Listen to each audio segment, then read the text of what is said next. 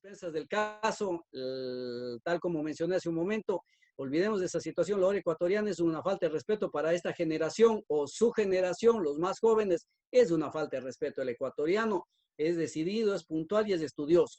El doctor Juan Carlos Sotomayor es un médico cirujano cardiovascular, graduado en la Universidad de Loja, especialista en cirugía cardiovascular en el Instituto de Investigación de Ciencias Médicas de Tiro, residente del hospital número 15 y líder del departamento de cirugía vascular de aquí del Hospital del Seguro. Bueno, desde hace unos años ya nos conocemos con el doctor Juan Carlos, de las personas jóvenes bien formadas. Para suerte de nosotros tenemos personas ahora con otras especialidades que no la teníamos, que es una gran ventaja para los que nos dedicamos a diabetes. Algunas ocasiones nos hemos encontrado resolviendo situaciones de pacientes y aprovechemos el conocimiento del doctor. Nos va a dar imágenes en la valoración de pie diabético. Muy amable, doctor, y las disculpas del caso por la tardanza.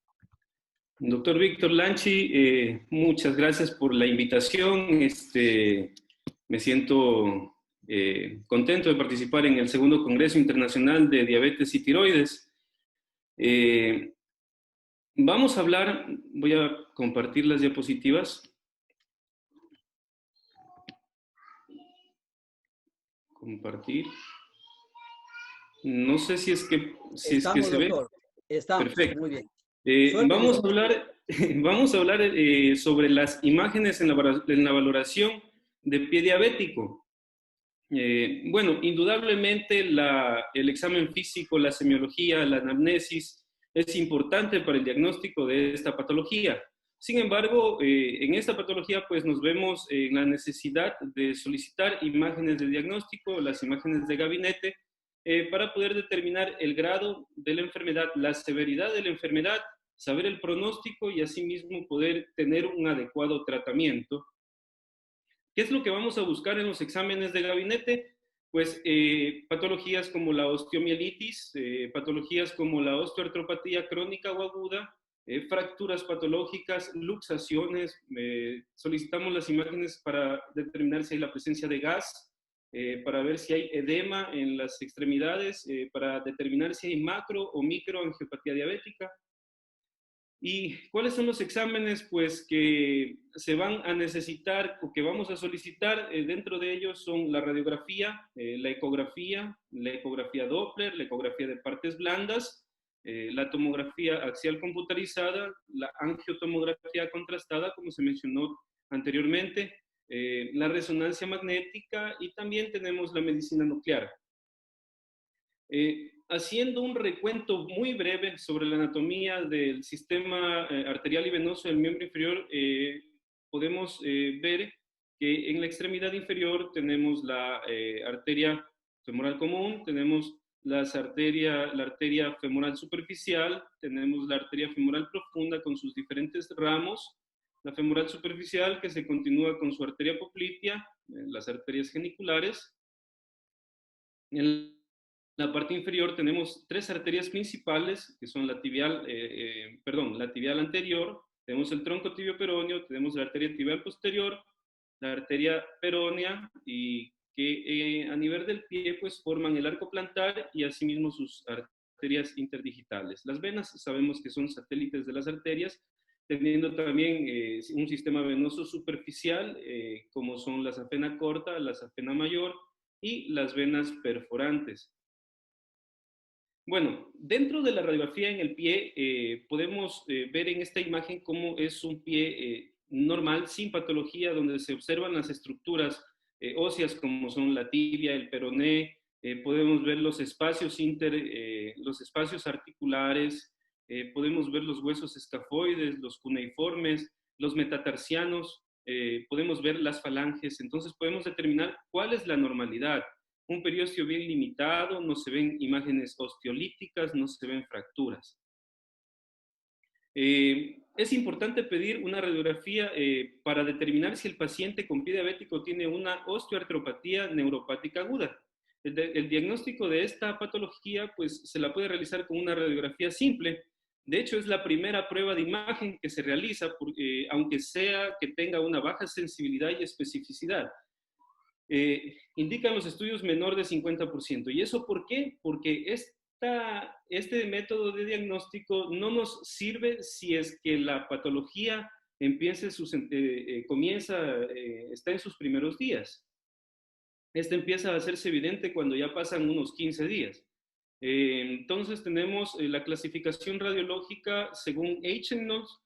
Tenemos la etapa 1, es que se produce una osteopenia, tenemos fragmentación periarticular, fracturas patológicas, tenemos subluxaciones. Esto se presenta en el pie cuando empieza a estar con eritema, empieza a haber un enrojecimiento, empieza a haber un calor en el pie.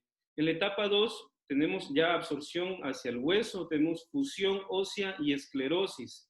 En la etapa 3 ya hay una remodelación ósea y tenemos deformidad y tenemos la anquilosis. La osteoartropatía neuropática o osteoartropatía de Charcot se la puede diagnosticar también con una herramienta muy simple como es la radiografía. Vamos a evaluar en los estadios crónicos y podemos encontrar con esta mnemotecnia, resumir las 6D: distensión, destrucción, dislocación, desorganización, la densidad aumentada y la debris de las estructuras, ¿no? En la osteoartropatía neuropática crónica vamos a encontrar imágenes en la radiografía como en lápiz o en copa de las falanges. Podemos observar aquí en esta pequeña imagen. Podemos observar afectación de las articulaciones tarso-metatarsianas a este nivel. Podemos encontrar un colapso del arco longitudinal que da el famoso pie en mecedora. Vamos a encontrar un aumento de la presión de apoyo sobre el cuboides. Eso puede ocasionar la presencia de úlceras por presión. Vamos a ver dislocación de las articulaciones subastragalina y tarso-metatarsiana. Va a haber un colapso del retropié, fracturas patológicas del calcáneo, como en esta imagen. Y en esta etapa la tomografía es una herramienta muy útil para valorar fracturas y el grado de fragmentación y desorganización de las articulaciones. ¿Qué otro tipo de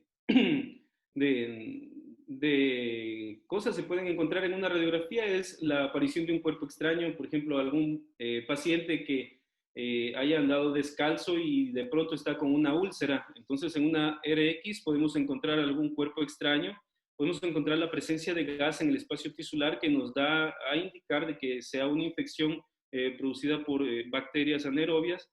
Podemos encontrar el aumento de las partes blandas, eso siempre es secundario a un edema. Podemos verificar el contraste entre el aire y la úlcera, calcificaciones de las arterias, como es en el caso de la aterosclerosis de Monkenberg. Podemos encontrar fracturas y luxaciones. Otros signos radiológicos de la neuroartropatía y la osteomielitis a menudo son similares, sobre todo cuando se presentan de forma atrófica de neuroartropatía. Sus signos, entre otros, son la osteopenia, la reacción perióstica, destrucción ósea. Estos mismos hallazgos pueden verse en fracturas o en tumores. Se han establecido diferentes etapas para la neuropatía diabética y dentro de ellas tenemos la etapa 0, que se manifiesta clínicamente por edema, calor localizado, rubor. La etapa 1 muestra osteopenia localizada, erosiones, podemos observar también quistes subcondrales y diástesis. En la etapa 2 muestra la progresión representada en subluxaciones. En la etapa 3 muestra luxaciones ya, y en la etapa 4 se evidencian esclerosis y fusión.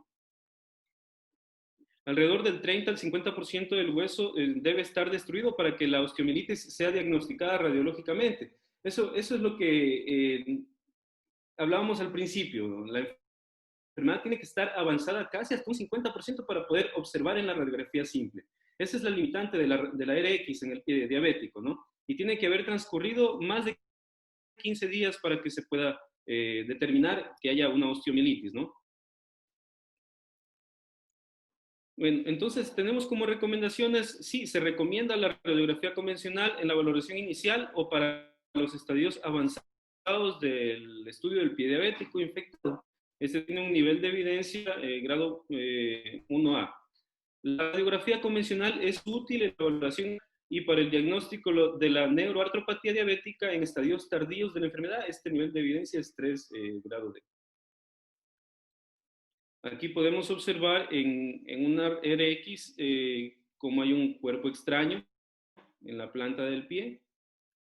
En esta imagen podemos ver la presencia de gas en la lesión, vemos fracturas, vemos lesiones osteolíticas. Podemos observar también la calcificación de la arteria tibial posterior. Puede tener flujo esta arteria y puede darnos un índice tobillo-brazo mayor a 1, pero eso no quiere decir que esa arteria esté bien, esa arteria está enferma. Aquí podemos ver la calcificación de la arteria pedia y de las interdigitales incluso. En lesiones como la osteomielitis se pueden ver este tipo de lesiones. Aquí podemos observar que hay una lesión en el hueso. Aquí podemos ver el típico pie en mecedora de la osteoartropatía neuropática crónica. Bueno, vamos a hablar ahora del ultrasonido o la ecografía. Se utiliza bastante la ecografía, sobre todo en pie diabético de origen isquémico, para valorar la vascularidad de la extremidad, pero también es útil para determinar las estructuras, o sea, los tejidos blandos.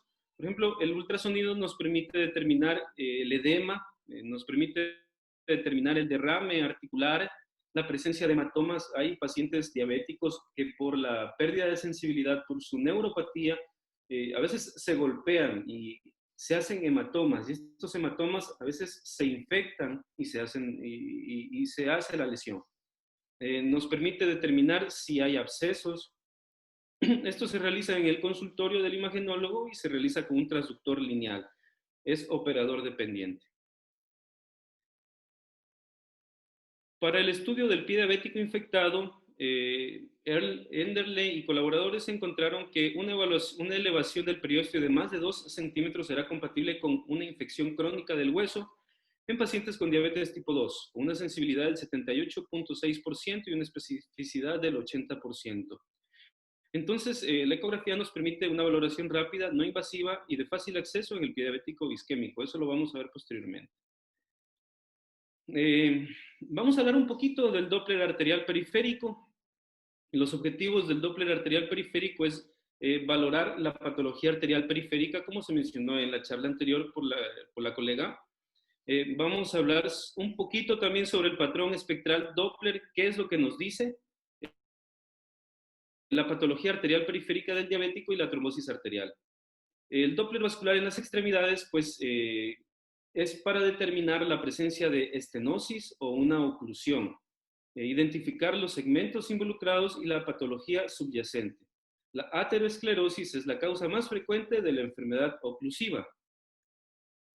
La ateroesclerosis, pues, es una enfermedad que causa síntomas y esos se diagnostican mediante la clínica. Uno de los síntomas principales es la claudicación intermitente, que puede ser leve, moderada o grave o severa.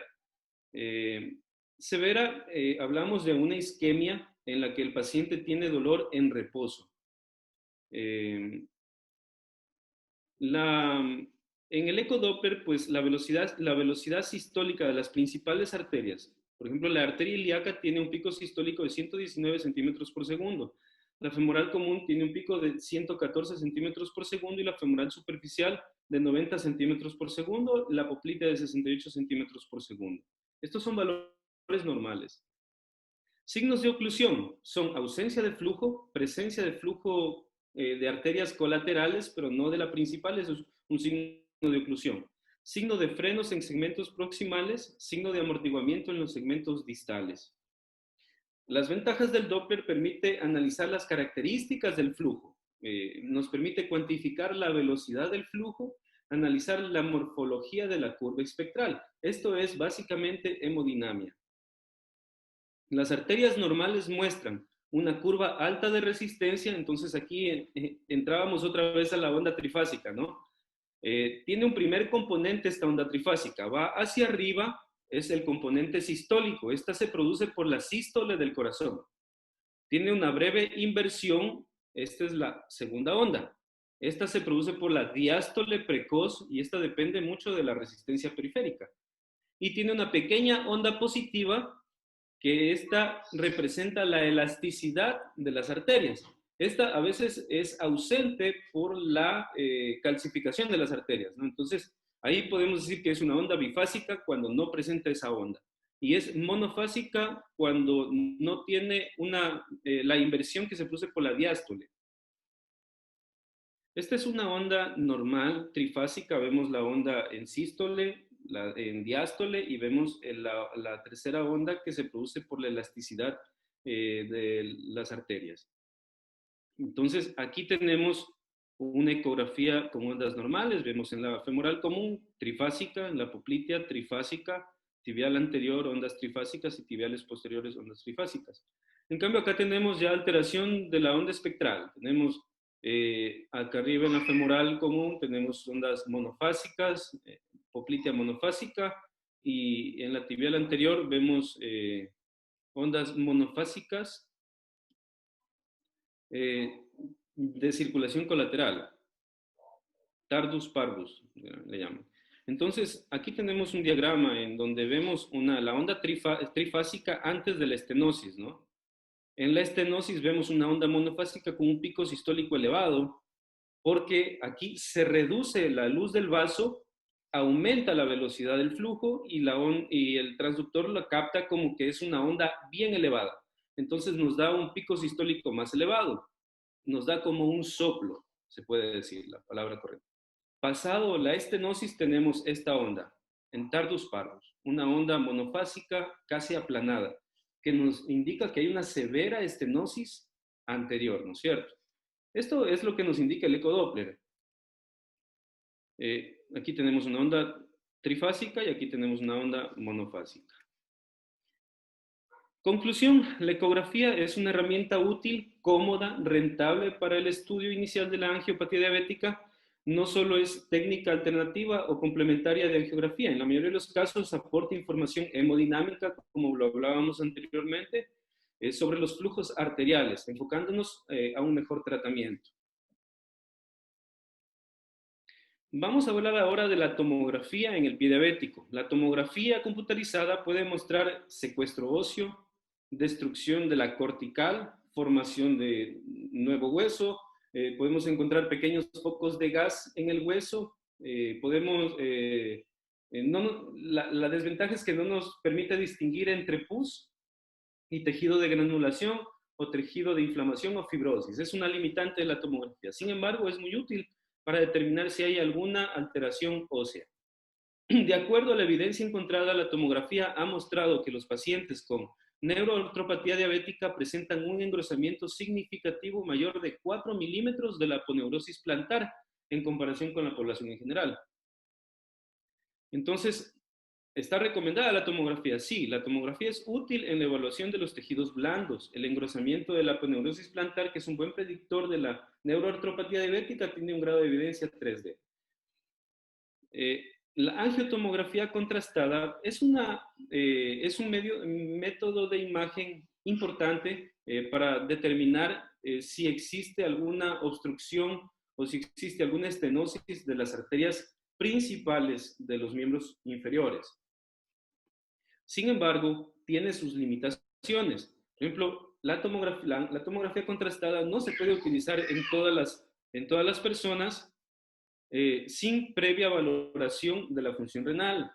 Como sabemos, en este tipo de estudios se utilizan medios de contraste. Estos medios de contraste son nefrotóxicos. Entonces, debemos hacer una evaluación de la función renal de los pacientes.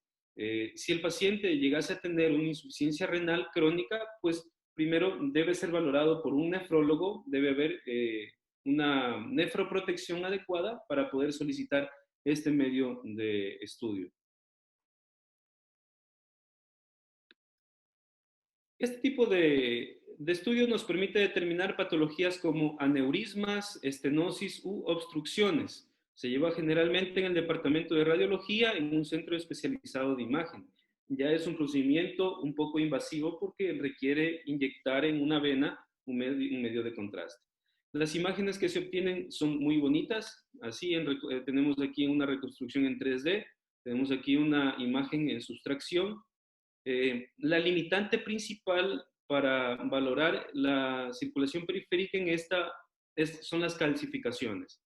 Debido a que este tipo de estudio pues capta el calcio del hueso, a veces nos da un falso positivo, nos indica de que hay circulación hasta el pie y total puede que esto no sea circulación, sino sea calcificación del vaso. Entonces nosotros estamos creídos que está llegando sangre hasta el pie. Entonces, esa es la limitante de este estudio. Aunque se puede verificar en los cortes axiales, por lo general la calcificación se queda en la periferia del vaso y la luz verdadera está en el centro. Entonces podemos ir viendo la luz verdadera, pero en los cortes axiales. Aquí tenemos en este estudio de AngioTAC, vemos la obstrucción total de la femoral superficial. Este paciente se beneficiaría de un bypass femoropopliteo, femoral, para restablecer el flujo, aunque tiene una buena circulación colateral a expensas de a expensas de la femoral profunda. Aquí tenemos un paciente con múltiples estenosis y oclusiones del segmento infrapopliteo. Vemos aquí calcificaciones de estos vasos. Yo pienso que esto no es contraste, esto de aquí son puntos de calcificaciones del vaso y el vaso está totalmente ocluido. Probablemente este tenga un flujo, pero vemos también una obstrucción total de la tibial posterior.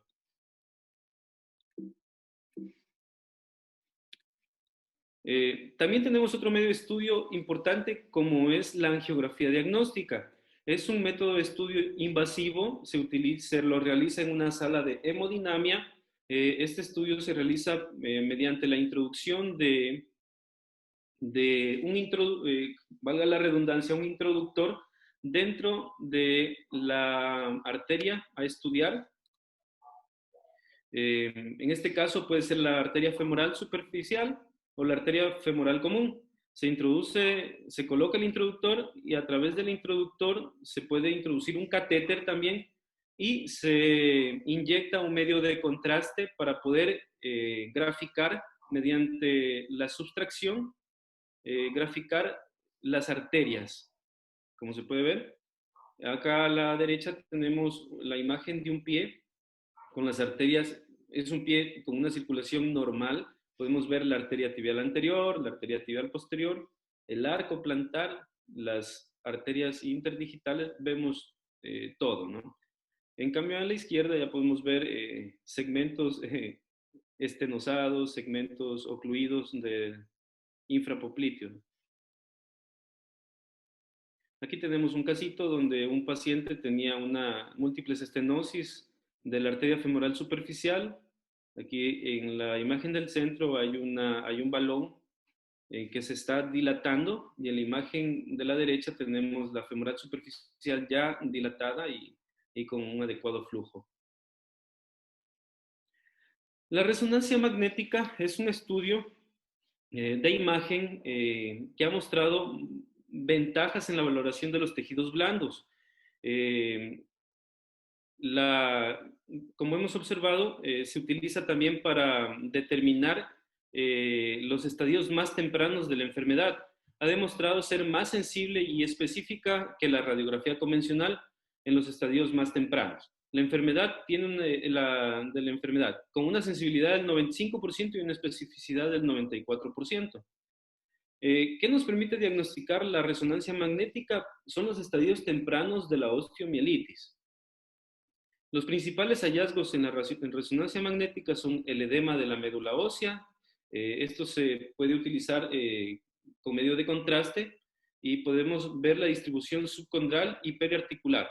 Podemos observar quistes subcondrales, podemos ver la proliferación ósea, fragmentos óseos intraarticulares, podemos ver esclerosis muy frecuente que produce señales hipodensas en todas las secuencias de la resonancia magnética. Podemos ver deformidades óseas, en fin. Los principales hallazgos básicamente son en tejidos blandos y estructuras óseas. Aquí podemos, en este cuadrito, hacer un diagnóstico diferencial entre lo que es una osteomielitis y una neuropatía de Charcot aguda. Por ejemplo, la localización es diferente, ¿no? En la osteomielitis se ubica en las falanges, en el calcáneo, en el maleolo, en las cabezas de los metatarsianos. En cambio, la neuropatía de Charcot se localiza en el medio pie. En la osteomielitis es focal por lo general. En la neuroartropatía de Charcot la afectación es de múltiples articulaciones y de varios huesos. En la osteomielitis la osteomielitis por lo general, bueno, siempre se localizan alrededor de la úlcera, cerca de la úlcera. En cambio, la neuropatía de Charcot es periarticular. En la osteomielitis, la deformidad no suele verse. En cambio, en la neuropatía de Charcot sí hay deformidad. En la osteomielitis, la afectación de las partes blandas produce inflamación y abscesos. En cambio, en la neuropatía produce edema. Aquí podemos ver en la imagen una resonancia magnética de un pie de Charcot. Bueno, la resonancia magnética es un método que se puede utilizar con o sin medio de contraste. Los pacientes diabéticos tienen mayor riesgo de presentar patología renal, por lo que es indispensable hacer primero una valoración de la función renal. Bueno, Lenderman y colaboradores realizaron varios estudios donde se encontró que el medio de contraste es útil para valorar el compromiso de los tejidos blandos como los tendones. Asimismo, encontraron que los abscesos son más fáciles de demostrar con el uso de medios de contraste. La limitante sería que si tenemos un paciente con una función renal disminuida, pues no vamos a poder hacer una resonancia magnética con un contraste y por obvio motivo, entonces por ende nos vamos a encontrar con esta limitación. A pesar de ser una excelente modalidad diagnóstica, también tiene limitaciones, como lo hablamos. Al evaluar el desempeño de la resonancia magnética para el diagnóstico de la osteomielitis, de acuerdo a la etiología del pie diabético, se ha encontrado con mayor frecuencia hallazgos no claros o equívocos del estudio en casos de úlceras isquémicas. Esto tiene sentido porque en una úlcera isquémica pues existe menos líquido intersticial, entonces hay menos riesgo sanguíneo pues y es la limitante de la resonancia magnética. Tiene sus recomendaciones. Se recomienda la resonancia magnética en el diagnóstico del pie diabético infectado tanto en estadios tempranos como tardíos. Tiene un nivel de evidencia grado 1A. Se recomiendan las secuencias T1 y T1 con medio de contraste para la valoración del pie diabético infectado, grado de evidencia 3D. Se recomienda el uso de resonancia magnética con medio de contraste para la identificación de abscesos y compromisos tendinosos en el pie diabético infectado, nivel de evidencia 3D. La resonancia magnética se recomienda para el diagnóstico de pie diabético isquémico cuando no se pueda realizar la ecografía, nivel de evidencia 1 grado B. Yo pienso que ahora en cualquier hospital tenemos un eco y se puede hacer un ecodoppler. La medicina nuclear, pues, es un estudio de gabinete que no se utiliza mucho para el pie diabético. Sin embargo, se lo puede utilizar para determinar si existe alteración en las estructuras óseas del pie. El fundamento de la gammagrafía ósea, pues, es la absorción de los difosfonatos en cristales de hidroxiapatita en la matriz mineral del hueso. Estos son marcados con un radionúclido que emite radiación gamma. Se utiliza pues sustancias como el tenesio 99, el galio 67, para poder utilizar este tipo de estudio. La medicina nuclear proporciona información única que generalmente no se puede obtener utilizando otros tipos de procedimientos de imagen. Aquí tenemos una imagen de una gammografía donde podemos ver la úlcera en el pie y podemos ver la lesión y dónde está comprometido, ¿no? La osteomielitis y la artritis séptica pueden ser el resultado de la extensión directa de la infección crónica de los tejidos blandos en estos pacientes. Los mejores resultados se obtienen combinando los estudios de gammografía ósea con este tipo de sustancias. Hay una limitante con la gammagrafía. La situación es que si tenemos un pie diabético isquémico, no va a llegar el galio 67, por ejemplo, no va a llegar hasta el hueso. Algunos suelen hacer este estudio durante 24 horas, en 4 fases, para a ver si es que en ese tiempo llega este tipo de sustancias hasta el hueso y puedan captar y pueda determinarse la lesión ósea. La recomendación actual, pues, es que la evidencia actual no permite diferenciar entre la medicina nuclear y la resonancia magnética en el diagnóstico de la neuroartropatía. Por lo tanto, la recomendación se dirige al uso de cualquiera de estos dos métodos para la neuroartropatía en estadios tempranos y tardíos, cuando la radiografía simple sea negativa. Las limitantes, pues, de la gammagrafía es el costo económico y la limitación en pacientes que tengan alteración vascular periférica. Muchísimas gracias por la participación.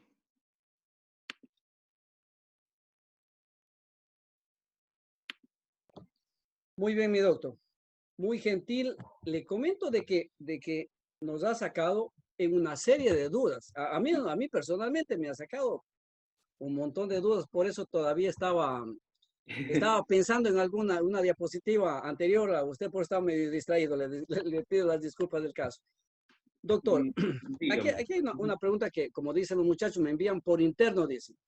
Si yo Ajá. tengo un callo, yo tengo un callo ulcerado, que alguna vez escuché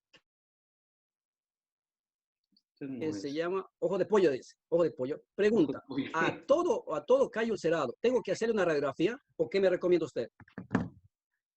Bueno, sí, se debe hacer una radiografía porque se debe determinar si es que existe alteración ósea.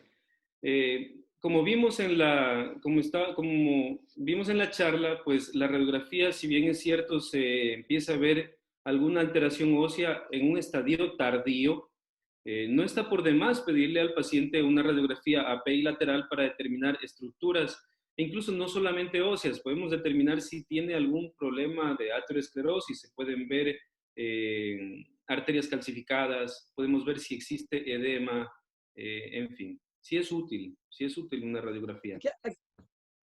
Aquí, aquí hay otra pregunta, bueno, que usted nos va a ayudar a pesar que creo que no se relacionó mucho con la charla, porque aquí dice, si yo tengo una úlcera en el talón, una úlcera necrosada en el talón, dice, en mi experiencia, uno de los doctores, en mi experiencia, cuando se trata de una úlcera de talón, me ha sido mucho más difícil que cuando se trata de una úlcera en otro sitio. ¿Acaso será que la circulación de la parte posterior del pie es más escasa? Pues sí, si podemos ver en la anatomía del pie, el talón está principalmente formado por tejido graso. Entonces tenemos una lesión bien difícil de tratar. De hecho, las úlceras más difíciles en pie diabético son las úlceras de talón. Ahora, hay otro punto importante de ver en este tipo de lesiones es qué angiosoma está afectado. Porque si tenemos en este paciente que tiene una arteria tibial anterior permeable o una onda bifásica, pero tenemos una obstrucción de la arteria tibial posterior, esa úlcera del talón va a ser difícil de que sane. Sí, siempre hay que hacer un Sí, sí, estudio sí de... tiene la razón, la experiencia. Claro. Así es. Ahora, ¿con qué tanta frecuencia usted ha visto en nuestros medios el pie de Charcot? Tomando en cuenta, yo voy a añadir algo a lo que está escrito ahí, tomando en cuenta que en nuestro medio, cuando vemos un pie de Charcot, o sea, es una situación terrible porque no hemos logrado frenar el avance de un pie de Charcot en nuestro medio. Doctor, con todo usted y su experiencia y su conocimiento que muchas veces nos ha dado la mano, ¿qué opina de esa parte? Bueno, Para pues nuestro medio. sí, realmente sí se ve bastante en nuestro medio pie de Charcot y tenemos que enfocarnos a un tratamiento integral de este paciente. A veces el pie de Charcot, a veces estos pacientes tienen buena circulación, tienen un buen pulso pedio, tienen su buen pulso tibial posterior, no es un pie isquémico. Sin embargo, por su neuropatía, este paciente empieza a tener fracturas patológicas, deformidades, alteraciones que tiene que de alguna manera pues, irles controlando. Entonces hay que trabajar en conjunto pues, con los colegas traumatólogos, ver qué es lo mejor para el paciente, de pronto la colocación de alguna férula, alguna bota especial para este tipo de pacientes. Hay que trabajar con un equipo multidisciplinario para evitar que este tipo de pacientes se lleguen a ulcerar, se lleguen a hacer lo típico que se presenta en estos pacientes es la úlcera por presión o el mal perforante plantar en las zonas de presión. Eso es lo típico. Entonces debemos tratar de evitar estas lesiones de pronto con plantillas especiales con descargas. O sea, es un tratamiento integral de este tipo de lesiones. Agradecemos al doctor Juan Carlos Sotomayor, médico cirujano vascular que vive en nuestra ciudad.